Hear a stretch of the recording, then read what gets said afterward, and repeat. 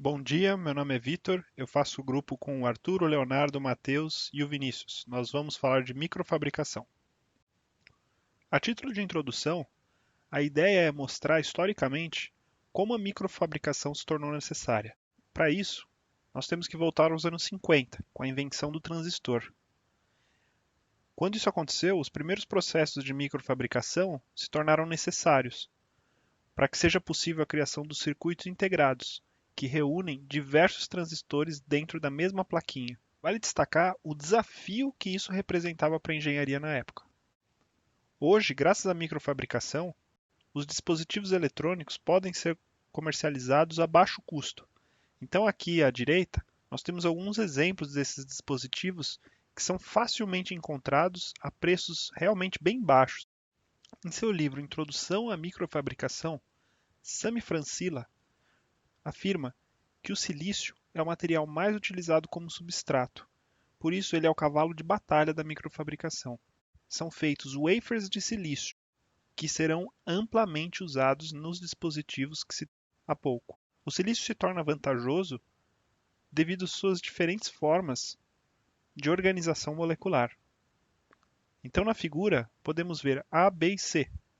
Cada uma possui uma estrutura molecular diferente e pode ser aproveitado para diferentes processos de microfabricação. Por deposição de filmes finos, portanto, são constituídos diversos tipos de materiais, condutores, isolantes, semicondutores e etc. Tudo depende da configuração molecular desses filmes. Passo a palavra agora para o meu colega Leonardo. Bom, dando continuidade aí à introdução que o Vitor já começou, a gente tem a evolução dos processos de microfabricação ao longo do tempo, que são mostradas nesse diagrama. Assim como a gente pode ver dentro da indústria microeletrônica e da engenharia mecânica, a quantidade de processos de microfabricação tem aumentado com o passar dos anos e também a sua importância dentro dessas indústrias. É crescente a importância dos processos de microfabricação para a construção de sistemas microeletromecânicos, que consistem basicamente em microsensores e microatuadores, que são aplicados em diversas áreas da indústria. Grandes áreas de aplicação desse tipo de tecnologia pode ser visto na indústria automobilística, na indústria aeronáutica e com grande destaque também exponencial com relação à importância com o passar do tempo dentro da bioengenharia.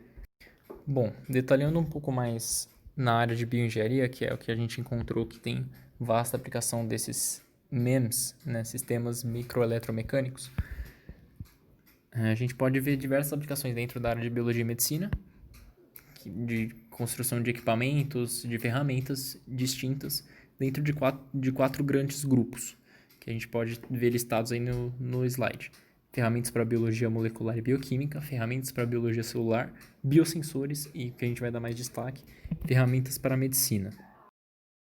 Bom, estão aí listadas algumas das diferentes aplicações para medicina, que a gente pode ver que há a necessidade de componentes microfabricados, como a gente pode ver sensores de pressão sanguínea, que é o primeiro aí a ser listado, também alguns dispositivos que auxiliam na distribuição de remédio dentro do corpo humano, que também é um dispositivo que é microfabricado. Então a gente pode ver diversas áreas de aplicação, não só na medicina, mas também em biologia molecular e bioquímica e em biologia celular, que também estão listados nos slides seguintes, como a gente pode ver.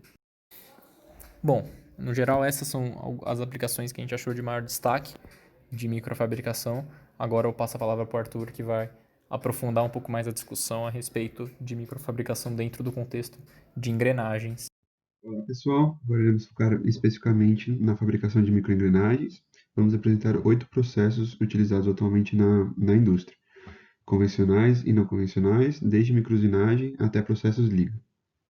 A microusinagem envolve os processos convencionais que a gente já conhece, porém em escala micrométrica, produzindo peças de até 100 micrômetros, já que as forças de corte aumentam demais para peças ainda menores.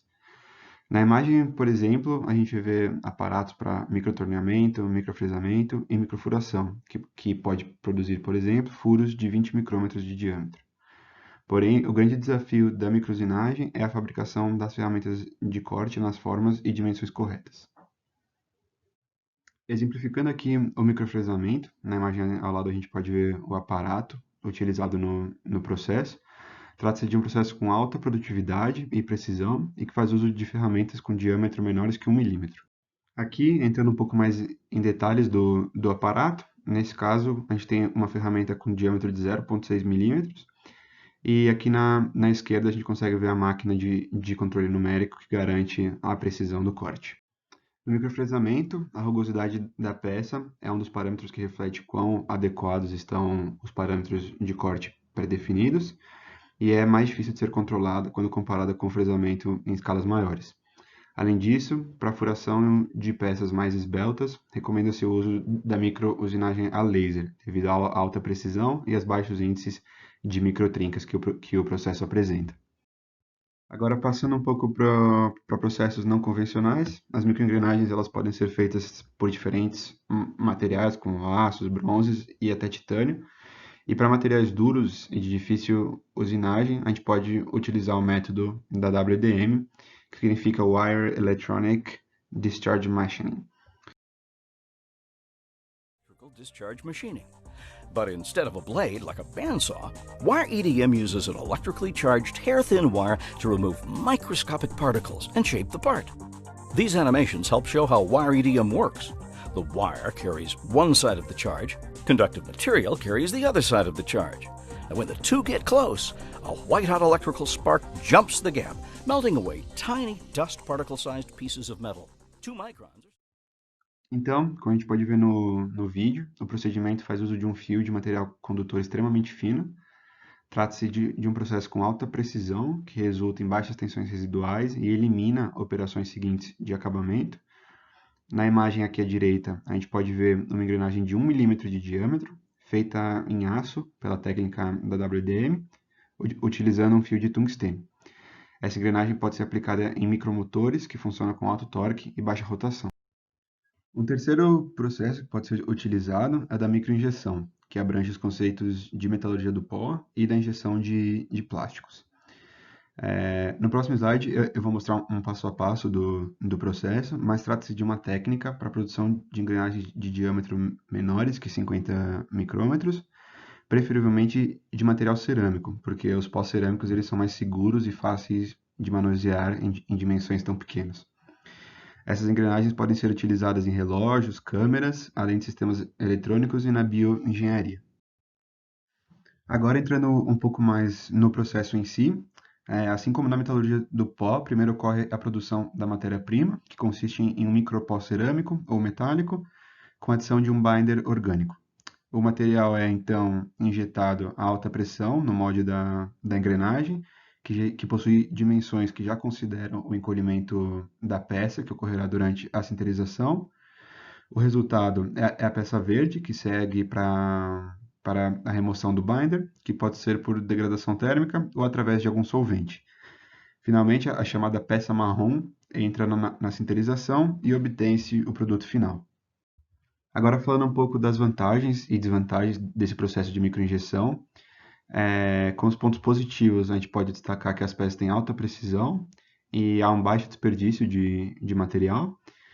Já a fabricação do molde, por ser cara e o alto tempo total de fabricação devido aos processos de binding e de sinterização, são duas grandes limitações do processo. Agora eu passo a palavra para o Vinícius. Continuando a sessão anterior que o Arthur apresentou sobre microinjeção, vale ressaltar que nós geralmente conhecemos esse processo como a conformação de polímeros em moldes pressurizados. Isso também existe na microfabricação.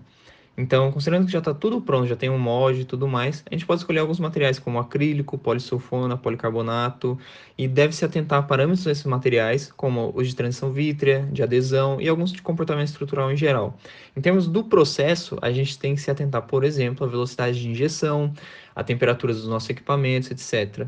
Apesar de tudo, esse não é um dos processos mais comuns para se trabalhar com polímeros, e conforme vocês podem ver aqui na imagem ao lado, eu vou apresentar mais alguns processos de trabalhar com polímeros na microfabricação ao longo da apresentação. Aqui tem uma árvore estrutural de algum desses métodos.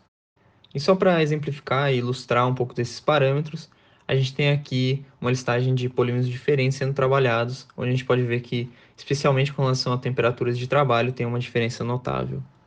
Um dos processos mais comumente aplicados, justamente por versatilidade e capacidade de produção inicial de moldes e padrões, é a microestereolitografia, cuja sigla é MSL ou TPMSL. Esse é um processo que evoluiu bastante desde os anos 90 e ele concilia microfabricação com conceitos de manufatura aditiva, estereolitografia e litografia. Aqui ao lado, então, tem uma imagem de um pequeno castelo feito por litografia multifóton. A litografia multifóton, ou duplo fóton, é um processo que consiste da emissão de alta energia sobre um substrato a ser polimerizado. A energia é emitida por um laser duplo fóton. Ela é proporcional ao inverso do comprimento de onda. Portanto, utilizando esse laser femtosegundo, que apresenta altíssima frequência, um período de emissão de 10 a menos 15, com comprimento de onda muito curto, a gente pode obter alta energia, que resulta na fotopolimerização do substrato, ou da resina. Então, a gente repete isso camada por camada, até obter a nossa peça. Esse processo ele é caro e demorado, o que faz com que ele não seja muito adequado para produção em larga escala, mas conforme eu havia mencionado, para padrões e moldes ele é uma ótima escolha. A configuração da microestereolitografia é bastante similar àquilo que a gente já conhece da manufatura aditiva usual, mas tem ainda alguns adendos para poder trabalhar numa escala de microns. Nos nossos equipamentos, nós vamos ter então aí o femtolaser, um sistema de focalização, outro de posicionamento e um método para controlar o tempo. Dependendo do material e das características que a gente quer para a nossa peça, nós temos de nos atentar a parâmetros como a intensidade do laser, tempo de exposição, velocidade e alguns parâmetros estruturais da focalização, parâmetros geométricos ou parâmetros de lentes. Aqui temos algumas imagens que ilustram esse processo. Primeiramente o CAD, que vai orientar a nossa produção, ao lado o sistema de produção conforme eu descrevi, e em seguida uma ilustração um pouco mais didática de como funciona esse processo de fotopolimerização por camadas, seguindo essa estrutura projetada ideal. E por fim, eu coloquei uma imagem de exemplo de engrenagem. Então, para ter noção, essa engrenagem tem diâmetro de adendo de 25 microns e o comprimento axial do dente dela é de 5 microns. Agora eu gostaria de abordar um processo bastante importante também, baseado em eletrodeposição, conhecido na literatura estrangeira como electroforming. Em suma, é um processo de banho de galvanização sobre uma base metalizada.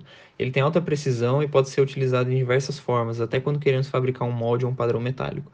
É um processo interessante por conta da sua precisão, capacidade de produzir detalhes como matrizes, padrões, elementos delgados, delicados, e é também um processo muito bem controlado, de baixos custos e boa repetibilidade.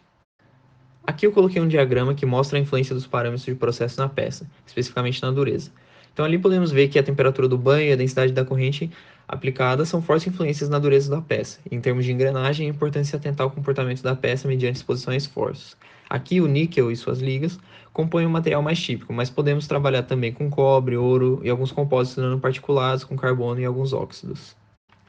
Temos agora então a microgravação ou microestampagem a quente, chamada de hot embossing. Também vamos trabalhar com polímeros e moldes metálicos que são obtidos por eletroforming. É um processo a quente que consiste em uma gravação algo similar a uma estampagem de corte, conforme podemos ver pela imagem ao lado, mas é um processo um pouco demorado que é melhor utilizado para pequenas quantidades ou apenas para prototipagem. Depois temos também um processo chamado de litografia de nanoimpressão, ou NIL. Aqui o objetivo é obter um micro ou nano estampo para replicação de peças, e sobre esse estampo nós usamos processos de litografia em um substrato para replicar o nosso padrão em resinas. Essa conformação final pode ser feita com UV ou com alguma instigação térmica. É um processo de alta precisão, baixos custos e que permite replicação em massa. O último processo a apresentar aqui é o de liga, desenvolvido na década de 80, a sigla significa litografia, eletrodeposição e moldagem. Ele é utilizado para produzir peças com dimensão em torno de 100 micrômetros e espessura de 1 micrômetro. Na imagem abaixo temos uma representação simplificada do processo. Na exposição temos um material que é o PMMA, que é um acrílico que, exposto a uma radiação, ele se degrada com o formato do molde que foi desenhado em uma máscara de ouro em berílio. Após a degradação e a formação do molde, é feita a eletrodeposição, seguida de um CMP, método químico-mecânico de polimento, finalizando então com a remoção da peça do molde. Por fim, mostraremos uma curiosidade e as conclusões. Publicado na Academia Nacional de Ciências dos Estados Unidos, esse vídeo podemos ver um estudo que demonstra a coleta de energia, na qual as bactérias giram engrenagens de 380 micrômetros, mostrando como é possível ser feita a construção de máquinas híbridas em escala microscópica. Bom, podemos concluir que microengrenagens podem e têm sido feitas por processo conhecido como MEMS, com a tecnologia sendo desenvolvida desde a década de 70 com os principais processos de microusinagem. E muito obrigado pela atenção.